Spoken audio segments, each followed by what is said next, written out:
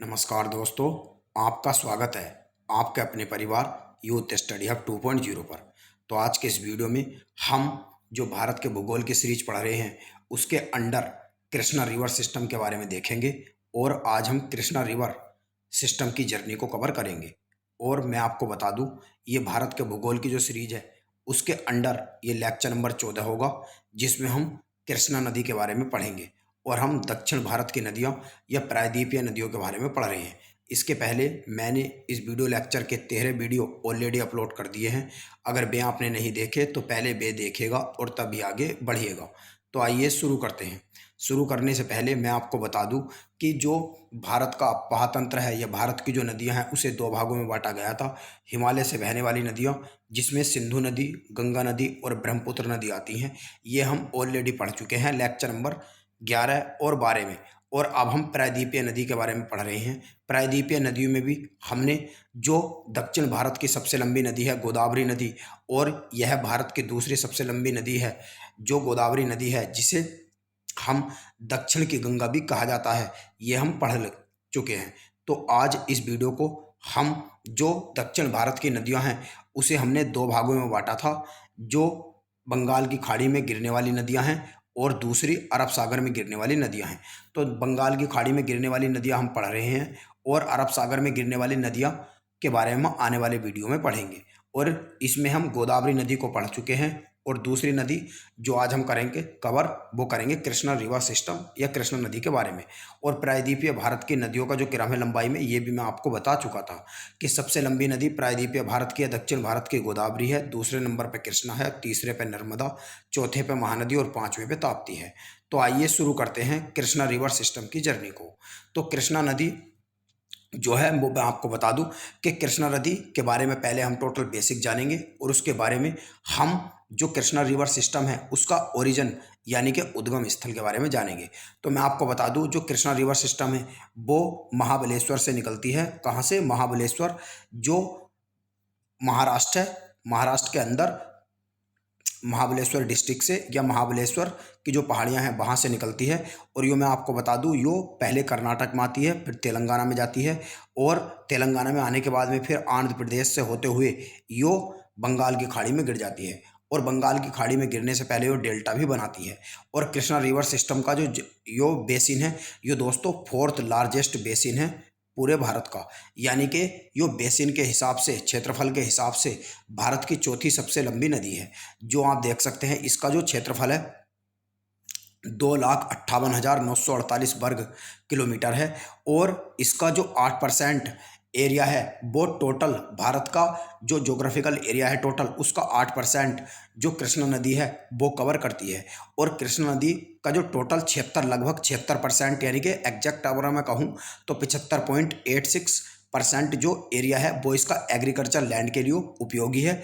और इसका लगभग 4% जो एरिया है वो वाटर बॉडीज यानी कि पानी से ग्रसित है या पानी से घिरा हुआ है या पानी के लिए उपयोगी है। और अगर हम कृष्णा नदी सिस्टम से पहले अगर हम जाने कि भारत के अंदर जो स्थित 4 सबसे बड़े नदी बेसिन हैं उनके बारे में, हम 3 के बारे में मैं आपको पढ़ा चुका हूँ। सबसे लंबा जो नदी बेसिन है वो गंगा नदी है, दूसरा सिंधु नदी और तीसरी है गोदावरी नदी, और चौथी अब हम पढ़ रहे हैं कृष्णा नदी के बारे में। और कृष्णा नदी जो है वो बंगाल की खाड़ी में गिरने वाली नदी है। और जो बंगाल की खाड़ी में गिरने वाली नदी है ये कृष्णा नदी, अब हम देखेंगे इसका ओरिजिन यानी कि स्थल। तो कृष्णा नदी, जैसे कि मैंने आपको बताया, ये महाराष्ट्र में एक डिस्ट्रिक्ट है जिसका नाम है सतारा। वहाँ पे एक जिला है जिसका नाम है जोर। तो जोर जिला जो है वहाँ पे स्थित है महाबलेश्वर की पहाड़ियाँ। और महाबलेश्वर की जो पहाड़ियों की ऊंचाई है यो लगभग 1337 मीटर है। तो जो 1335 मीटर की ऊंचाई से यो निकलती है कौन सी नदी? कृष्णा नदी। और यो महाराष्ट्र में स्थित महाबलेश्वर की पहाड़ियों से निकलती है। वहाँ से आते हुए ये कर्नाटक में प्रवेश करती है, और कर्नाटक में होते हुए ये तेलंगाना और आंध्र प्रदेश से होते हुए ये बंगाल की खाड़ी में गिर जाती है। और मैं आपको बता दूं कि यो जो अरब सागर है, अरब सागर से ये 64 किलोमीटर की दूरी पर स्थित है।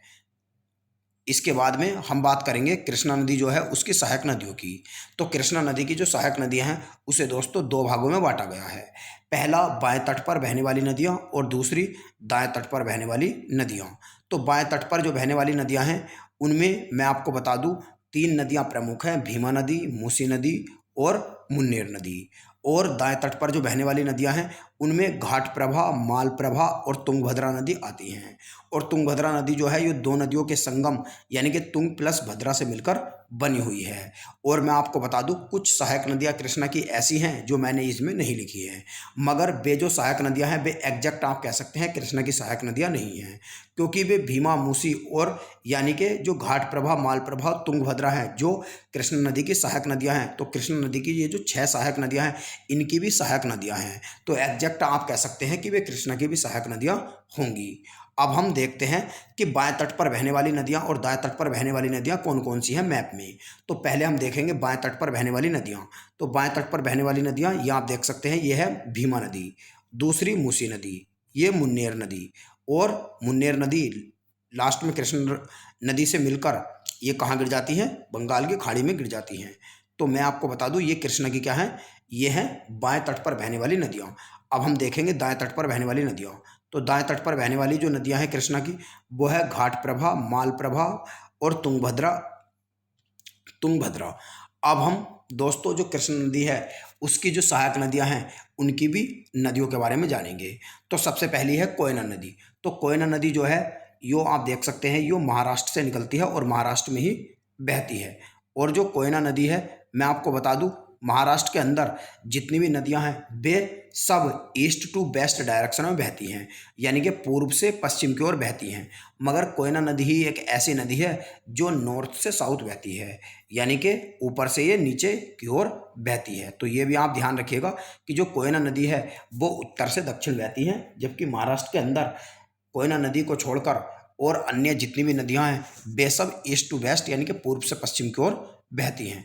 तो ये भी आप याद रखिएगा। और अगर हम कोयना नदी की और बात करें तो कोयना नदी पे एक कोयना डैम भी बना हुआ है, और कोयना डैम पे ही हाइड्रो पावर जो इलेक्ट्रिक प्रोजेक्ट है कोयना हाइड्रो पावर या कोयना हाइड्रो इलेक्ट्रिक प्रोजेक्ट जो है वो भी बना हुआ है महाराष्ट्र के अंदर। तो ये भी आप याद रखिएगा। कोयना नदी किसकी सहायक नदी है वो मैं आपको बता चुका हूँ, यो है कृष्णा की सहायक नदी। अब इसके ऊपर जो बांध वूंध बने हुए हैं वे भी मैंने आपको बता दिया। अब कृष्णा नदी की दोस्तों जो अन्य सहायक नदियां हैं उन्हें सब मैंने ये एक मैप चार्ट बनाया है आपके लिए, इससे आप याद करिएगा। तो सबसे पहले मैं इसका बेसिक टू एडवांस सबके बारे में हम शुरू से एक बार देख लेते हैं। तो कृष्णा नदी जैसे कि मैंने बताया सतारा डिस्ट्रिक्ट महाराष्ट्र में, और ये 1337 मीटर की ऊंचाई से निकलती है। उसके बाद में जो कोयना नदी है जो महाराष्ट्र से ही निकलती है वो जब ये आप देख सकते हैं जब ये कहाँ पे मिल जाती है, ये कृष्णा नदी से मिलती है तो ये पे प्रीति संगम बनाती है, और कोयना नदी पे ही कोयना डैम बंधा हुआ है। और इसके नीचे जब आएंगे तो यहाँ पर पड़ेगी बरना नदी। तो बरना नदी कृष्णा नदी में मिल जाती है, यो भी एक की सहायक नदी है किसकी, कृष्णा की। उसके बाद में जो दोस्तों ये 5 नदियाँ हैं जिन्हें हम पंचगंगा के नाम से भी जानते हैं, यानी कि एक तो कुंभ, तुलसी और भोगावती, कसारी और एक यो सरस्वती। ये पांचों की पांचों नदियां जो हैं महाराष्ट्र में, जो कोल्हापुर है जो चप्पलों के लिए प्रसिद्ध है, कोल्हापुर जो है महाराष्ट्र में चप्पलों के लिए प्रसिद्ध है, तो ये पांचों नदियां यहाँ पर मिल जाती हैं कोल्हापुर में, और ये पंचगंगा नदी बनाती हैं। उसके बाद में अगर मैं नीचे आऊँ अभी दोस्तों मैं आपको जो इसके राइट बैंक ट्रिब्यूटरी हैं यानी कि दाएं तट पर बहने वाली जो नदियां हैं उनके बारे में पढ़ रहे हैं। अभी इनमें दाएं और बाएं दोनों तट पर मैंने मैप में डाली हैं, मगर अभी के लिए मैं दाएं के लिए पढ़ा रहा हूँ।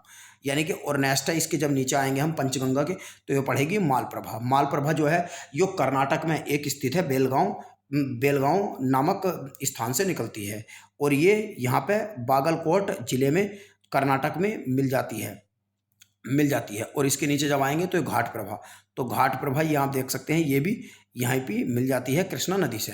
उसके बाद में जो तुंगभद्रा नदी है, तुंगभद्रा नदी जो है जो 531 किलोमीटर तक बहती है। तो दोस्तों तुंगभद्रा नदी पर तुंगभद्रा बांध भी बना हुआ है, और तुंगभद्रा 2 सहायक नदियों जो तुंगभद्रा की सहायक नदियां हैं एक तो तुंग प्लस भद्रा दोनों से मिलकर बनी हुई है, और ये कृष्णा नदी पर मिल जाती है। और अगर इसके आगे हम चलेंगे तो कृष्णा नदी पर 2 बांध यानी कि श्री सेलाम सागर बांध और नागार्जुन सागर बांध ये भी बने हुए हैं, और उसके बाद में ये बंगाल की खाड़ी में मिल जाती है, और बंगाल की खाड़ी से गिरने से पहले ये कृष्णा डेल्टा का निर्माण करती है। अब हम पढ़ेंगे बाएं तट पर बहने वाली जो सहायक नदियां हैं उनका उद्गम कहाँ से और कैसे कैसे होता है। तो बाएं तट पर ये आप देख सकते हैं जो, वैसे तो दोस्तों मैं आपको बता दूं कृष्णा नदी की अधिकतर बुकों में आपको ये मिलेगा कि जो कृष्णा की सहायक नदियां उनमें सबसे बड़ी सहायक नदी जो है वो तुंगभद्रा नदी है, मगर ऐसा नहीं है। क्योंकि तुंगभद्रा नदी जो है ये दाएं तट पर बहने वाली कृष्णा की सहायक नदी है, जो कि सबसे बड़ी है। मगर अगर ओवरऑल हम देखें या बाएं तट पर हम बहने वाली कृष्णा की सहायक नदी सबसे बड़ी देखें तो वो है भीमा नदी। भीमा नदी जो है ये महाराष्ट्र के पुणे से निकलती है और यहीं पर बहती है और रायचूर डिस्ट्रिक्ट में आके कृष्णा नदी से मिल जाती है और यो 861 किलोमीटर तक बहती है और तुंगभद्रा 531 बहती है, 531 किलोमीटर तक बहती है। तो आपको अब लंबाई के हिसाब से पता चल गया होगा भीमा नदी कृष्णा की सहायक सबसे लंबी नदी है, ना कि तुंगभद्रा नदी है। तुंगभद्रा नदी दाएं तट पर बहने वाली सबसे लंबी सहायक नदी है कृष्णा नदी की। मगर ओवरऑल अगर हम देखें तो भीमा नदी कृष्णा की सबसे लंबी सहायक नदी है।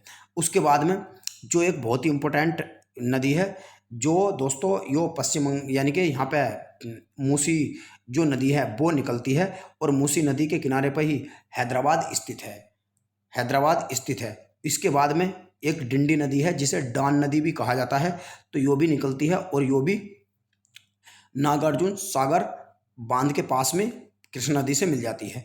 और उसके बाद में है पलेरू नदी, तो पलेरू नदी जो है यो आती है और यो भी कृष्णा नदी से मिल जाती है। इसके बाद में इसके नीचे आती है मुनेर नदी, तो मुनेर नदी भी बहती हुई आंध्र प्रदेश में कृष्णा नदी से मिल जाती है। और ये सब मिलकर जब बंगाल की खाड़ी में गिरती है तो उससे पहले एक डेल्टा का निर्माण करती है। तो दोस्तों कृष्णा नदी के बारे में आपको टोटल जानकारी मैंने इस वीडियो में दे दी है। अगर वीडियो पसंद आए तो अपने फ्रेंड्स के साथ अधिक से अधिक शेयर करें और चैनल को भी सब्सक्राइब करने की कोशिश करें। अब हम कृष्णा नदी के बारे में जो अभी तक प्रीवियस ईयर के क्वेश्चन आए हुए हैं वे हम देखने की कोशिश करेंगे। तो सबसे पहला जो क्वेश्चन है वो है कृष्णा की सहायक नदी नहीं है, तो भीमा भी है, आप देख सकते हैं, तुंगभद्रा भी है और जो तेल है वो नहीं है क्योंकि डान भी है, तो इसका हो जाएगा तेल। अब हम देखते हैं नेक्स्ट क्वेश्चन। नेक्स्ट क्वेश्चन है कि हगरी सहायक नदी है, तो हगरी जो है यो वैसे तो जो कृष्णा नदी है जिसकी दाएं तट पर बहने वाली सबसे लंबी सहायक नदी जो है ये तुंगभद्रा नदी है, ये दोस्तों तुंगभद्रा है, तो इसकी सहायक नदी है हगरी। तो आप कह सकते हैं कि हगरी जो है वो कृष्णा नदी की सहायक नदी नहीं है, तुंगभद्रा की सहायक नदी है और तुंगभद्रा सहायक नदी है कृष्णा की। नेक्स्ट क्वेश्चन है भीमा सहायक नदी है, तो ये कृष्णा नदी की सहायक नदी है। नेक्स्ट है कृष्णा नदी का उद्गम स्थल किस राज्य से होता है, तो यो महाराष्ट्र में सतारा डिस्ट्रिक्ट में महाबलेश्वर की पहाड़ी से होता है जो 1337 किलोमीटर की ऊंचाई पर स्थित है। नेक्स्ट है निम्नलिखित में से किस राज्य में कृष्णा नदी नहीं बहती, तो महाराष्ट्र में बहती है, आंध्र प्रदेश में भी, तेलंगाना में भी, तो ये गुजरात में नहीं बहती है, तो इसका हो जाएगा गुजरात। नेक्स्ट है कृष्णा नदी कहाँ पर खत्म होती है, तो ये बंगाल की खाड़ी में जाके मिल जाती है, तो बंगाल की खाड़ी पर खत्म होती है। नेक्स्ट है कृष्णा की सबसे बड़ी सहायक नदी है, तो कृष्णा की सबसे बड़ी सहायक नदी तुंगभद्रा नदी है, क्योंकि वैसे तो वो है भीमा नदी, मगर वो इसमें ऑप्शन नहीं है। नेक्स्ट है कृष्णा नदी किस राज्य में अपना डेल्टा बनाती है, तो आंध्र प्रदेश में बनाती है, क्योंकि बंगाली खाड़ी में गिरने से पहले आंध्र प्रदेश से गुजरती है। तो दोस्तों आज के इस वीडियो में इतना ही। अगर वीडियो पसंद आया हो तो वीडियो को लाइक करें और अपने फ्रेंड्स के साथ भी शेयर करें। वीडियो देखने के लिए आपका बहुत बहुत धन्यवाद।